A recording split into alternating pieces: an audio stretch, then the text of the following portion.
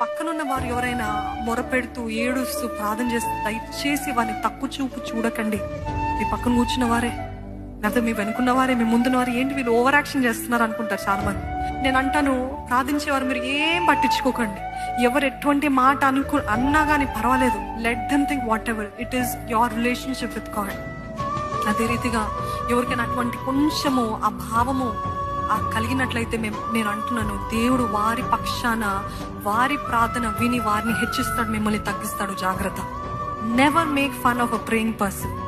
Never make fun of a crying person.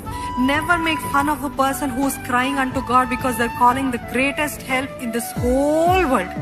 ఈ లోకంలో అతి గొప్ప సహాయం చేయగలిగిన సహాయకుడిని వారు పిలుస్తున్నారు. కాబట్టి మీరు వారిని నిందిస్తున్నట్లయితే, అపహాసం చేస్తున్నట్లయితే, వారిని చిన్న చూపు చూస్తున్నట్లయితే, దేవుడు వారి పక్షాన పోరాడి ఎవరైతే అపహాసం చేస్తున్నారో వారిని అనగద్రొక్కి, ఎవరైతే అపహాసం చేయబడ్డారో వారి తలనెత్తి, నేను దేవుడిని నిరూపించే దేవుడు అండి. హల్లెలూయా.